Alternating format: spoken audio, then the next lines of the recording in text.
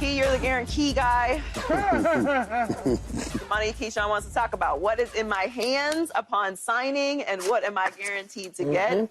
Is the money that Keyshawn is interested. But are you surprised that the Bengals were able to get Chase and Higgins signed to big money deals? I am, Joy, because I didn't really expect for them to get Tee Higgins done. I thought the smart play and the smart spending of the money would have been to move him because he's got value. He's better than any receiver that's coming out in the draft this year. You can get some true picks for him, and he'll be able to still go out there and get all of his money. That was my thought process, because they need a lot on the defensive side of the ball, and to pay two guys the type of money in that room, you're talking about $70 million essentially between the two of them in that room. We're not talking about the third receiver and the fourth receiver and the fifth receiver and the guys that are on practice squad that move up from practice squad to the 53-man roster. You start looking at that number, that's a $100 million room with those guys in it. So I didn't think they would do it, but I'm glad that they got it done. It took some of the pressure, obviously, away. I mean, some of the pressure got added from Joe Burrow and some of the fan base probably sick and tired of the Bengals playing money games with their star players, and they got it done. So hats off to them. You say the money game, $112 million of guarantee for Chase and 2 years of guaranteed money for Higgins. I mean, they already spending it. I'm already in their mind. They already done, them. They spent it. You know how that go. Already done spent some of it. Why not? I'm a house, car, cousin, auntie. You got to go through the whole list. No, it's a good problem to have, though. You want to take care of your family. But I am a little shocked, because I thought they would definitely take care of Chase. I mean, look what he is able to do over the course of the season, Triple Crown winner. But Tee Higgins was like, I wasn't quite sure, because they haven't had a history of paying their players. And just like Keyshawn said, they need to bolster up the defense, and he would have been a perfect chip to do that. But I'm so happy they kept him, because even with paying all these guys and having these guys with this defense, they should have still been a playoff team. You got to figure they lost to New England in the first game of the season, which would have gave them that 10th win probably. You gave up 44 points to Pitt. Now, if they can find some way to shore up this defense in the draft somehow and trades or not, then Cincinnati got something, because you have a quarterback in his prime who's going to be one of the best quarterbacks of this generation. You have to do things to keep him happy and give yourself a chance. And he was talking about keeping the group together. You remember now, this is the group, as we talk about, well, this is not the way you usually go about winning Super Bowls. I don't concur with that. The reality is the champions have two receivers that are making above 25 million a year. The champions, Philadelphia Eagles. Yeah, they got eight. They got two. And I'm telling you right now, it was brilliant on Tee Higgins' part to go and hire Rocky, who's Jamar Chase's agent, because now when you got to sign Jamar Chase, so that he's going to have to talk nice to that agent, because I need Jamar Chase. And since now you're working with Tee Higgins, now we can get all of that thing out of the way that kept Tee Higgins from getting a deal before, and they can get something done. Great job by Rocky, good friend of mine. You guys all know Rocky. Great job by him. But this is big. This team went to the Super Bowl with this group before, with what we dubbed as the worst offensive line to ever play in a Super Bowl. I would beg to differ with that, because Patrick Mahomes had a pretty bad offensive line down in Tampa, too. But I like this, and I think this is where the NFL is going, especially with the number one receiver going to $40 million, the number two receiver is going to start coming in a little bit above 25. This is the passing league that we are in right now. Great job by Cincinnati. A lot of pressure on everybody. You got to draft right now. You got to draft the right players, because they're going to have to play right away to put with this group. But I think it's a great job by them keeping everybody. And you got to pay Trey Hendrickson, because he's up, and that's going to be tough. But I like that they did this. It ain't tough. They can do it if they want to do it. They just want to hold on their money in their pocket. Do it if they want to do it. They're going to have to score, 50 points a game now? No. Well, 30, 32, 34. That's a lot. That's a lot. Every single game. But that's usually been about the number one offense, about 30-some points. We knew Chase was going to get paid, and he deserves it, right. And that was a given. And it's not that Tee Higgins didn't deserve to get paid. I'm just surprised that they paid him in Cincinnati, because if you're serious about winning championships, yes, you have to have high-level talent on the offensive side of the ball, but you have to have some semblance of a defense as well. And when we talk about Philadelphia, where I don't think it's a comp is while they do have two excellent receivers, two number ones, they also have a pretty spectacular defense that had their way with Kansas City in the Super Bowl and was a big part of why they were able to win that game. Correct. And they got young guys on their defense. They were strategic about the way they went about it because they took all of those players from Georgia. Yeah. And so they got a group but they also that played have together. Howie. Yeah. And there's not a whole lot of Howies. He's very good at what he does.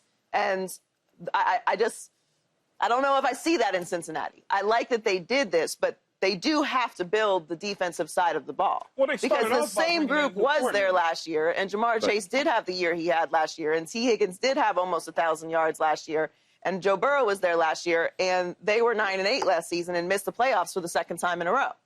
But remember, Joy, they got rid of the DC and brought in that Al Golden that used to be at Miami. My man Al, Coach Golden. Why are you looking at me like that? I'm just saying. If they had any semblance of a defense, think about it, 9 wins with no defense. They were 9-2 when they allowed fewer than 30 points last season. So they get and they lost a lot of pieces from that 2021 Super Bowl run defensively. They lost both their starting safeties, both their starting defensive tackles, both their starting corners. Sam Hubbard retired this offseason. So they're not exactly the same team that went to the Super Bowl because the defense isn't the same. So while I'm joking about them scoring 50 points a game, this team has been together for these past couple years since that Super Bowl run. And the expectations have been that high. Even if they haven't been paid, it's the same players. So now you've been paid. You have to perform every single Sunday. You're going to have to put up massive numbers if they don't do a drastic overhaul to this defense. Right, and I know, and I believe they can do that. It's just not. It's not a matter of ability. It's a matter of health for this team. If this team had been healthy last year, they would have been right in the thick of things. Because we're getting guys missing too many games. These guys have the talent. I think, like what Paul said, this is a big move for Cincinnati to do this. The Bengals to do this? Nobody wanted to go to Cincinnati because everybody felt like you couldn't get paid in Cincinnati. Joe Burrow has changed that. He spoke out and got this done. I think this is a big deal for them. Well, do you think it's smart for the Bengals to commit that much money to wide receivers, Key? Absolutely. I mean, when you think about, Michael touched on it slightly with the Philadelphia Eagles. Both of those guys, regardless of what the numbers look like, at the time when they were doing their deals, it was at the top of the marketplace for A.J. Brown and Devontae Smith. When you think about Waddle and you think about Tyreek down in Miami, they're both paid pretty damn good, handsome ransom. And when they're all healthy on the field, it's dangerous. And that's the same thing. You look at what Seattle was doing with Metcalf and Lockett, or you look at what San Francisco was able to do with Ayuk and Deebo Samuel. Teams that got two receivers, a 1A and a 1B, they're going to pay you. That's just what the room is. The Dallas Cowboys got away from that. With CeeDee Lamb, they paid him, but they never really got that second guy that they're going to be looking for right now. You know, I thought maybe it would have been a Cooper Kupp, but Cooper Kupp wound up going to Seattle. But, yeah, you have to have two guys that are legit when you're trying to win Super Bowl. You just do. You have to have them. Two guys. And you see the frustration you can say Tyreek Hill will have if he didn't have a Jalen Waddle. I see the frustration sometimes on CeeDee Lamb's face because he doesn't have that other guy over there. And guys, like what we were watching in the room where they were focused on Key, when we were watching some films in the room, everybody's focused on Key. And Keenan McCardell run right down the field wide open for a touchdown. We wasn't making $40 million a year, but we had two highly paid skill position wide receivers. And you think about Kansas City, right? You say, well, Kansas City didn't have. No, they did. They had Tyreek Hill and Kelsey. Yeah. They had two dogs that can go get it. And that we look at it, that money now moves from, moved from running backs and everything. They're going to find some running backs, but they're not going to pay those players because Tee Higgins got them. Jamar Chase was going to get his. Tee Higgins, he was the one. Them boys in Minnesota, Joy. Justin Jefferson, he got his. And Jordan Addison getting ready to get his next year. Get his. Yeah. I mean, in all fairness, like, it wasn't on Burrow, Chase, and Higgins on why they didn't make the playoffs. They put up great numbers. You know, they put up the numbers you want to feel good about paying them for. If they had any type of defense, anything, we'll be talking about them going in the Super Bowl. They did all they could. I mean, we even talked about Joe Burrow in the MVP conversation, and he wasn't even 500 at the time. You know, and that's how great he was playing. So I'm optimistic he can play like that again. And I love the signing because you do need offense because, like I said, if you beat New England in game 1 of the season, you would have been in the playoffs with 10 wins. And so I'm all for them committing this money to keeping their core receiving group together. I think it's interesting. Why? I mean, I think I would have prioritized Jamar, and I would have made a move to bolster up the defense. Right. But they still probably could bolster up the defense. We'll see what they do. It's the pressure goes to that draft and who you pick up in free agency. But there's something else here. And Paul hit on it. I told you guys, just getting out of that thought process where everybody believes you won't pay. Yeah. This should help them in trying to find some free agency to get out of that, Cincinnati doesn't pay. That thing has lived, even when I was a rookie, they were saying that. And it's still, you want to get out of that stuff, man. I think that's big time. Yeah, I think this also was to appease Joe Burrow, was to make sure that Joe Burrow stays healthy, happy, locked in. They don't have a repeat of some of the things that they've dealt with in the past, a quarterback. Think about what happened with Carson Palmer. Yes. Carson Palmer, man, I want to get the hell up out of this place. Yes. Y'all not committed to winning. Right. And Joe Burrow made it very clear that he needs – and listen, it's a great situation to be in, to have Tee Higgins and to have Jamar Chase. I'm not saying it's bad. I'm saying that they, in addition to this, absolutely have to improve the defense because you can score points with this offense. We've seen them do it. And the last 2 years, also with health issues, they have not made the playoffs. So you're talking about a team that has a highly paid quarterback and the two of the, right now, highest paid receivers in the league. You better not have any questions on the offensive side of the ball for sure, but there is another side of the ball. Well, they kind of addressed it a little bit with your guy, Al. Why do you keep saying that? I like Al Golden. Al Golden, Miami Hurricane. Coach Golden. I like Coach Golden. He'll bring something. Man. He'll bring something. Speaking of Michael's guys, we need to check in on your Cowboys. DeMarcus Lawrence posted his farewell letter to Dallas, but before that, he said he left the Cowboys because they weren't going to win a Super Bowl. That led Micah Parsons to call him jealous and the clown, and D-Law responded to Micah saying he should focus more on football and less on social media. So we had a little Cowboy beef, Michael, and we didn't get to chat with you about this. Ooh. But Michael. now it's time to pick sides, Michael. Right.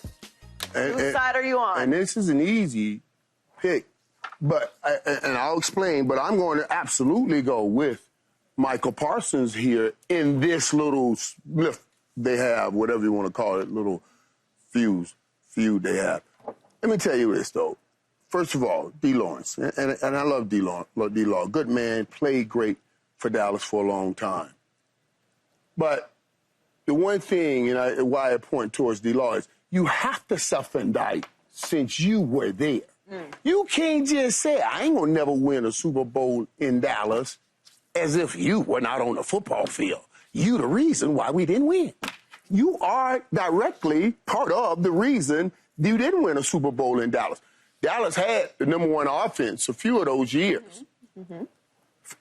The problem was that defense, that what I call Oprah Winfrey defense. You rush for 200. You rush for 200. You. Everybody rushed for 200. That he was a part of. Yeah. That he was one of the, supposed to be the main catalyst. After he got paid all his money, biggest contract at the time in Cowboy history for that position at the time, all that money, he was getting double-digit sacks. Michael Parsons comes on, he doesn't get double-digit sacks anymore after that money. So, yeah, I blame D-Law. I put the onus on him. What are you talking about when you were there? Self-indict. You just said, I didn't get a chance to get it done in Dallas. I didn't get a chance to get it done in Dallas sounds correctly because you were there. That's self-indicting.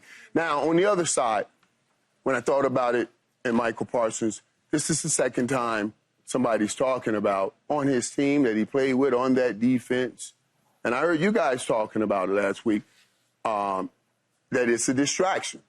Even though I find it hard for them to say it's a distraction for him when he's about to get paid more money than anybody else in the history of the game that didn't play quarterback. So I don't. It's obviously a distraction to them. And Michael Parsons, I had a TV show when I was playing, but we were winning Super Bowls, of course, and there's nothing to bark about there. So what I did, one of the things I did, and one of the things I'm suggesting he does, because you can't play defense by yourself, is come up with a segment and bring some of these guys on. He's right. It is jealousy, and it is envy, because you're not winning any football games, and when you're not winning football games, we got to find things to talk about. And Michael Parsons, he leaves meat on the bone all the time. You see what I'm saying? And we talk about it here. And those guys hear Michael Parsons' name all the time. So Michael has to come up with a segment and bring on a defensive player every week that he thinks plays well. He has to share some of that spotlight because he needs those guys come season time. So I'm with DeMarcus Lawrence, but I want to help Michael Parsons get to a Super Bowl. That was brilliant, Michael. Those were 2 points that we did not talk about last week when we talked about this. I'm with you. Now that you say it like that, he should have said we didn't win a Super Bowl. Right. I didn't win a Super Bowl there because you were there for 11 years, so you participated in the non-winning of Super Bowls. Right. So you can't. If he was choosing between Dallas and Seattle and hadn't played in Dallas, then that would have made more sense to say they're not going to win a Super Bowl there, so I'm coming to Seattle. But you played in Dallas and participated in them not winning a Super Bowl. And that Oprah Winfrey defense, you were there. And we just talked about Cincinnati. Cincinnati's had a top offense, had the top offense scoring last year, and the defense didn't hold up their end of the bargain, and they weren't successful. And that's a lot. It's been a big part of Dallas's story as well. And then when you talk about Micah, we brought up that, 2 defensive players, 2 guys have been in the locker room, have mentioned that it's a distraction. I'm with you, and I don't think any of us think it's a distraction. But when 2 of your teammates... Distraction to him or distraction to them? Well, I think it's a distraction to them. Right. It may not be a distraction to him because he's still playing at the level that he's playing. Saying. But it can be a distraction to everyone else if they feel like you're getting praise or you're getting paid or you're being the face, and we are all paying for the non-production that we as a team are giving to the fans and production. Like, we're not getting done what the expectations for our play is, and you're still in this spotlight. So I think that's a good point that he needs to share. Yeah, I hate when people say things like that as a distraction, though, because it's not a distraction, though. It might not be a distraction to him, but it's clearly a distraction to him. It shouldn't be, but it is a distraction when you're not playing well. Right. It shouldn't never be a distraction to professional athletes that somebody has a podcast or somebody's talking to reporters or somebody's doing an interview. That should never be an excuse as to why, what you call it, Oprah Winfrey? Yeah, why you playing that way, right? Yeah, why you playing that way? Everybody, everybody got a 300-yard rushing game. Like, that's not the issue. A lot of it, when I look at the DeMarcus Lawrence situation, a lot of it, like Micah said, there's some envy and jealousy there because I'm getting ready to get paid at the highest level, and I am the top dog on the defense. And D-Law was the top dog until that dog started barking in the locker room. Yeah. He was the top dog. So I can understand that, where he's coming from. I don't take either side, okay? Yes, DeMarcus Lawrence was part of that 11 years that the Cowboys didn't do squat as far as getting to an NFC Championship game or a Super Bowl. But at the same time, he should have did, like I said last week, you in the locker room with him. You was there with him for last 5 years or whatever it's been. Right there. You should have approached him and said what you needed to say rather than waiting till you all the way up in the Pacific Northwest to say something. Right, You should have just said it. You should have just said in the locker room. Because I ain't talked about that. Like Malik Hooker did. Malik Hooker was on the pod. He said what he needed to say. He went back into the locker room after the fact. But did they have... Did you hear any rumblings? And see, that's the whole thing, too, because I had heard that they had beef and there was rumblings, and I understand that. Listen, you're a man, you want to be the man, and then you bring in this new guy, and he's balling like he's balling. You're late in your career. You should start looking at that as a way to extend your career and play together and do some great things. I wish we would have gotten Randy Moss. I could have extended my career, So those kind of things, man. But then when I hear this, I'm saying, okay, yeah, there was an issue. Now that he's gone, it's on 1-1 to fix this. Because he's gone and you still hear 1-1. So now that's why I'm suggesting you have to do something to rally these guys and bring them back together if you got any shot again getting where he wants to be. He has to be a leader on that defense. What do you think, Paul? I mean, I lean toward DeMarcus on this because I was in a situation like this where I was about to leave Boston because I didn't think we would ever win the championship when I was there. But, you know, things change. I said last week that I didn't like the verbal shots, like the name calling from Micah. That's the only thing about it.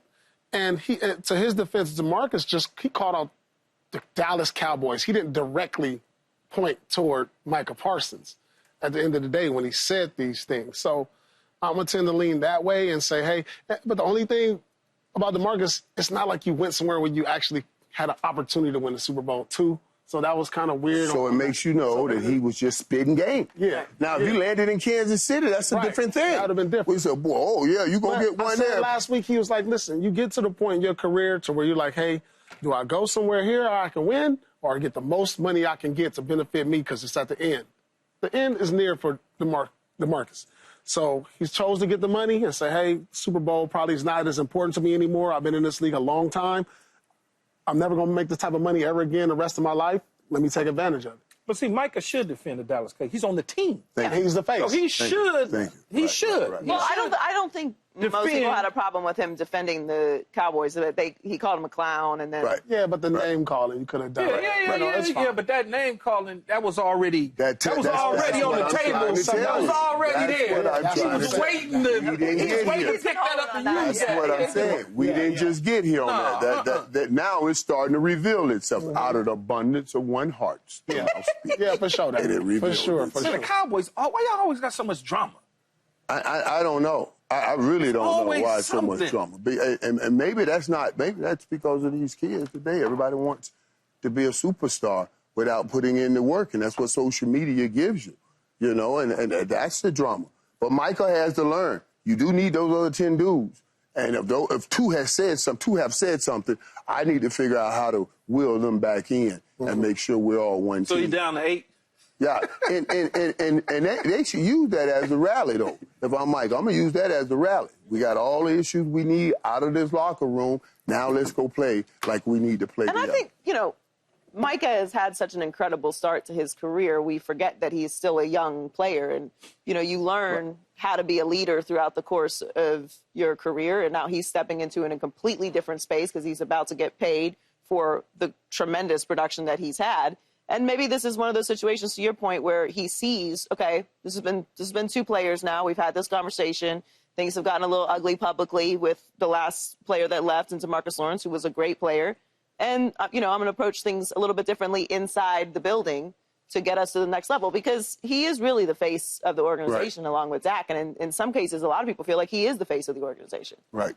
And we're going to listen when he speaks. Yeah. It's just what it is because of who he is and in the way he's performed. So I understand, and I understand other guys wanting a piece of that. That's why Michael has to come on and be smart and figure out a way to get him involved. Well, subscribe here to get the latest from Speak, and go watch a few segments from our other shows on FS1.